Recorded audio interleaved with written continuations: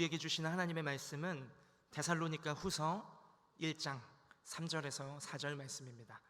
데살로니가 후서 1장 3절 4절 두 절의 말씀 우리 한 목소리로 함께 합독하시겠습니다. 시작. 형제들아, 우리가 너희를 위하여 항상 하나님께 감사할지니 이것이 당연함은 너희의 믿음이 더욱 자라고 너희가 다 각기 서로 사랑함이 풍성함이니 그러므로 너희가 견디고 있는 모든 박해와 환난 중에서 너희 인내와 믿음으로 말미암아 하나님의 여러 교회에서 우리가 친히 자랑하노라. 아멘. 한 해를 돌아보면 하나님께 감사할 제목들 뿐입니다. 크고 작은 사건들이 있었죠. 울고 또 웃었던 순간들이 있었습니다. 그러나 그 모든 것이 하나님의 은혜였음을 믿으십니까? 이제 이틀 남겨두고 있습니다. 2024년 오늘이 마지막 주일 지나가고 있습니다. 우리 한 해 동안 은혜 베푸신 하나님께 한 번 더 영광의 박수 올려드리실까요?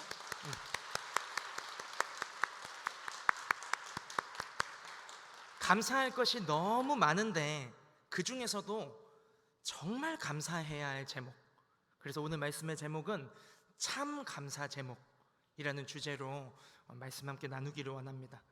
사도 바울이 데살로니가 교회로 두 번째 보내는 편지, 그래서 데살로니가 후서죠. 데살로니가 후서 시작하는 오늘 본문 서두에 위치하고 있는 1장 3절은 너희를 위하여 항상 하나님께 감사할지니, 감사하는 이것이 당연하다라고 바울이 데살로니가 교회를 두고 하나님께 감사를 고백하고 있습니다. 항상 감사할지니, 마땅히 감사드린다 하는 바울의 이 고백, 지금 데살로니가 교회가 어떤 상황일까요? 얼마나 감사할 제목이 많기에 이렇게 극진한 감사를 바울은 하나님께 드리고 있는 것일까요? 본문 4절을 보시면 그들이 지금 견디고 있는 모든 박해와 환난을 이야기하고 있습니다. 바울은 넘치는 감사를 고백하고 있는데 사실 데살로니가 교회가 지금 처한 상황은 이 땅의 상식, 인간의 생각으로 봤을 때는 온갖 박해였고 환난으로 가득 차 있었다라는 것입니다. 바깥으로는 유대인들의 선동과 박해가 있었습니다. 오순절 성령 강림 사건 이후로 복음이 급격하게 전파되고 주님의 몸된 교회가 힘있게 성장하니까 교회를 시기하는 유대인들의 박해도 더 거세어졌죠. 유럽의 첫 성인 빌립보성을 지나서 유럽의 두 번째 성인 이 데살로니가의 복음이 처음 들어왔던 그 순간부터 데살로니가 살고 있는 유대인들은 교회를 핍박했습니다. 로마 황제를 거부하고 예수를 왕으로 섬기는 반동 세력이다 라는 프레임을 씌워가지고 헬라인들을 선동하고 주님의 몸된 교회를 박해해오고 있었습니다. 또 데살로니가 교회 내부적으로는 어떤 어려움이 있었을까요? 왜곡된 종말론적 사상이, 종말론적인 이단 사상이 팽배하고 있었습니다. 아무래도 교회가 바깥에서부터 박해가 이제 심하다 보니까 심판주 예수님, 재림주 예수님, 그리고 순교한 자들, 또 주 안에 잠자는 자들의 그 부활에 대한 갈급함이 더해졌을 것입니다. 그런데 그 틈을 타서 마치 당장에 어떤 때와 시에 예수님이 재림하실 것처럼 주장하는 종말론적 이단들이 생겨난 것이죠.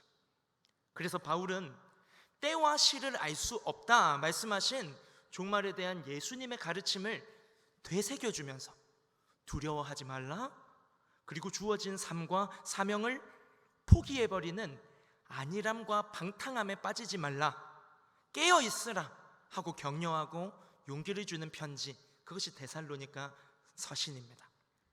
바깥으로는 로마 황제 아니고 다른 왕 예수를 따른다 하는 반동 세력의 프레임을 쓰고 핍박당한 교회 안에서는 종말론적 이단 사상을 가지고 주어진 일상을 다 포기해버리고 마치 당장 예수님이 오실 것처럼 안일함과 방탕함이 악성 종양처럼 퍼져나가는 이때 바울은 도대체 무엇을 보면서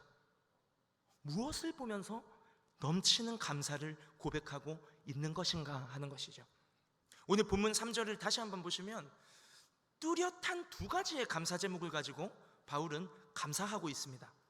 이 두 가지 감사 제목을 우리 예배자 여러분의 지난 한 해의 나의 삶과 또 삶의 열매를 돌아보면서 연결지어 보면서 우리의 감사 제목으로 한번 묵상해 봤으면 좋겠습니다. 첫 번째 참 감사한 제목은 무엇이냐면 너희의 믿음이 더욱 자라났기 때문이다, 이렇게 고백합니다. 여기서 믿음은 어떤 대상을 향한 의존 행위, 내 몸과 내 삶을 맡기는 행위를 믿음이다라고 하죠. 우리는 3주 전에 우리에게 맡겨진 사명이 무엇인가, 사역이 무엇인가, 하나님의 일이 무엇인가 예수님이 직접 말씀하신 것을 암송하고 기억하고 있습니다. 하나님이 보내신 자, 하나님의 아들 예수 그리스도를 믿는 것이 하나님의 일이다. 복음이 선명해진다는 것이 뭘까요? 하나님을 믿는다 하는 두루뭉술한 고백에서 하나님의 아들 예수 그리스도를 나의 구원자, 나의 주인으로 믿고 따르는 선명한 삶의 고백으로 나아가는 것이 복음이 선명해지는 것이요 믿음의 자라감인 줄로 믿습니다. 하나님을 믿는다, 말이 좋아요. 틀린 말이 아닙니다. 예수님도 나의 주, 나의 하나님이시죠. 그런데 넓게 보면 천주교인들도 하나님을 믿는다라는 고백에 끄덕거립니다. 가까운 근처에 있는 이단 하나님의 교회, 전도하다 보니까 하나님의 교회로 옮겼어요 하는 어린아이들부터 장년 성도들까지 있더라고요. 참 마음이 아팠는데, 또 동락공원에 가서 복음 전하다 보니까 하나님을 전해야지 왜 예수를 전해요? 이런 분도 계시더라고요. 신천지, 하나님의 교회, 각종 이단들도요 하나님 믿는다 하고 말합니다. 무슬림의 경전인 꾸란을 보면 아랍인들도 아브라함의 자손이에요. 그렇게 기록되어 있기 때문에 무슬림에게 가서 하나님을 믿느냐 물어보십시오. 그러면 그렇다 형제여 하고 두 팔 벌릴 것입니다. 하지만 복음을 가진 자, 복음을 증거하는 사명을 가진 그리스도인의 고백은 더 선명해져야 됩니다. 모든 죄인은 하나님 앞에 설 수 없는 심판과 형벌과 저주의 대상인데, 죄와 죽음에서 우리를 건지신 분이 누구십니까? 구원자, 하나님의 아들, 유일한 길이요 진리요 생명이신 예수 그리스도를 나의 구원자, 나의 주인, 나의 목자, 나의 왕으로 믿고 따르리라 하는 삶의 고백, 이 믿음만이 나를 죄에서 구원하는 믿음이요, 영원한 생명 주시는 믿음이요, 하나님께 나아갈 수 있는 참 믿음인 줄로 믿습니다. 감사하게도 데살로니가 교회 안에 극심한 박해와 혼란스러운 이단 사상들이 있었지만, 그러한 고난이 오히려 데살로니가 교회 성도들로 하여금 더 근신하게 했고, 더 고민하게 했고, 더 선명한 복음을 추구하며 붙잡게 했다라는 것이죠. 예수 그리스도 한 분만을 구주로 붙잡는 바른 믿음 위에 자라가게 되었고, 바울은 그들의 고난을 감사하는 것이 아니라 고난을 통해 선명해진 복음, 구주 예수 한 분만 붙잡고 의지하는 믿음 자라감을 감사하고 있습니다. 우리의 삶에도 당한 박해와 환난이 있습니다. 하지만 그 고난 덕분에 예수님을 붙잡게 되었고, 그 시련 때문에 다른 의지했던 모든 우상 걸러버리고 예수님만 의지하게 되었고, 고난 속에 더욱 왕성하게 역사하시는 주님의 말씀과 주님의 성령의 능력을 생생하게 경험할 수 있었다면 그 고난은 우리에게 유익입니다. 그 고난이 우리를 믿음의 주요, 우리를 온전케 세워가고 계신 예수 한 분만 바라보게 하고 붙잡게 하는 믿음 성장의 자양분이 될 줄로 믿습니다. 두 번째 참 감사 제목, 3절 후반절에 너희가 다 각기 서로 사랑함이 풍성해졌다 하고 감사하고 있습니다. 여기서 사랑은 인간의 차원에서의 사랑을 말하는 것이 아닙니다.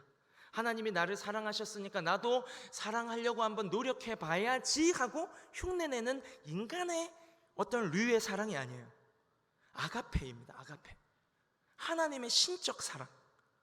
하나님이 쏟아 부어주시고 그 아들의 피와 물을 다 쏟아 부어주시면서 우리에게 베푸신 하나님만 하실 수 있는 사랑을 가지고 지금 이야기하고 있는 것입니다. 앞서 첫 번째 감사 제목이었던 예수 그리스도 붙잡는 믿음 자라남은 조금 다르게 표현하자면 예수님을 알고 예수님을 더 사랑하게 되었다는 의미죠. 예수님을 알고 예수님을 더 선명하게 알고 복음이신 예수님을 더 사랑하게 되었다.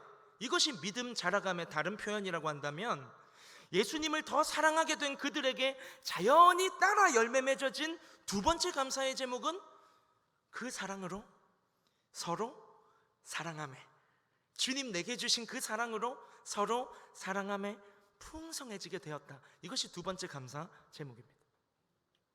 예수님이 구약의 모든 계명 우리는 절대 지킬 수 없고 죄가 죄인 줄 깨닫게 하려고 주신 그 율법, 그러나 예수님은 몸소 다 이루셨고 그리스도 안에 새 피조물이 되고 새 생명을 얻은 우리에게 새 계명을 주셨습니다. 무엇이죠? 내 계명은 이것이니 내가 너희를 사랑한 것 같이 너희도 서로 사랑하라. 데살로니가 교회 성도들은요, 안팎으로 바람잘 날 없는 고난과 역경 속에 있었지만 오히려 예수 그리스도의 신실하신 사랑을 더 깊이 경험하게 되었고, 그 사랑에 반응하여 주만 의지하는, 주님 나도 사랑합니다, 주님만 의지합니다 하는 믿음이 자라감과 동시에 내게 주신 그 사랑을 가지고 고인물이 되게 하지 않고 고인물이 되어 썩어지는 물이 되게 내버려 둔 것이 아니라 내 곁에 두신 가족, 내 옆에 두신 동역자, 믿음의 형제 자매들을 주님 주신 사랑을 흘러냄으로써 사랑으로 역사하는 믿음 가운데 서로를 세워감이 풍성해지게 되었다. 이것이 바울의 두 번째 감사 제목인 것이에요. 고난 속에 주님을 사랑하고 의지하는 믿음이 자라가고 주님 주신 그 사랑 가지고 서로의 믿음을 사랑으로 풍성하게 세워가는 이것은 단지 데살로니가 교회만의 간증이 아니죠. 우리 구미 강동교회의 간증인 줄로 믿습니다. 나의 삶 가운데 찾아왔던 고난이, 우리 가정에 찾아왔던 가난이 주 예수님 붙잡는 우리의 믿음을 더 선명하고 강하게 만들었고, 그 고통 속에서 육적인 영적인 가족인 우리가 서로를 더 따뜻하게 부둥켜 안고 격려하며 서로 사랑하며 풍성하게 열매 맺어 왔음을 우리는 알지 않습니까? 특별히 우리 교회가 겪어낸 역경의 시간들이 우리로 하여금 더 이상 특정 사람이나 다른 무엇이 아니라 구주 예수 그리스도 한 분만을 붙잡고 의지하는 믿음으로 자라나게 하신 줄로 믿습니다. 이뿐 아니라 우리에게 주신 주님의 사랑으로 서로를 더욱 귀히 여기며 나를 남보다 아래 두고 남을 나보다 더 나은 자로 여기며 그렇게 사랑함에 풍성해지는 은혜를 우리 교회 위에 부어주신 줄로 믿습니다. 2024년 회복과 부흥의 한 해를 마무리하면서 여전하게 내 눈에서 또르르 흐르는 눈물이 남아있고 아직도 다 용납되고 수용되지 않는 의문들이 남아있고 이토록 아물지 않은 상처가 있어서 어떤 대수롭지 않은 자극에도 넉넉히 품지 못하고 움찔하며 위축되는 연약한 마음이 있지만 이제 아무 염려하지 말고 그저 감사하십시다. 여전히 남아있는 그 고난들 역시도 반드시 우리의 영혼의 유익이 될 줄로 믿습니다. 그 고난이 우리로 하여금 예수 그리스도 한 분만 더 의지하는 믿음 가운데, 믿음 자라감 가운데 선한 도구가 될 줄로 믿습니다. 그 고난이 우리로 하여금 그리스도의 사랑을 더 생생하게 누리는 선명한 복음의 자리로 나아가게 해서 예수님의 사랑이 생수의 강과 같이 흘러넘쳐 내 옆에 깡마르고 메마르고 비틀어져 가고 있는 지체들의 기갈을 해갈해주고 서로의 믿음을 풍성하게 열매 맺게 하는 사랑의 공동체가 되게 하실 줄로 믿습니다. 그러므로 2024년 우리의 삶으로서 내려온 편지의 마지막 문장은 3절이 되기를 원합니다. 줄여서 말하자면 항상 감사, 마땅히 감사. 서로 사랑하고 축복하는 마음 가지고 우리 좌우에 계신 분들께 이렇게 고백할까요? 항상 감사합시다. 마땅히 감사합시다. 이번에는 구주 예수님께 이렇게 고백드립시다. 항상 감사합니다. 마땅히 감사합니다. 우리의 고난을 바꾸어 선으로 역사하셔서 주 예수 한 분만 의지하는 믿음 자라가게 하실 것입니다. 넘치는 주님의 사랑으로 서로의 믿음을 풍성하게 채워가고 세워가게 하실 우리 구주 예수 그리스도, 나의 주 나의 하나님께 우리 감사와 영광의 박수 올려드립시다. 할렐루야!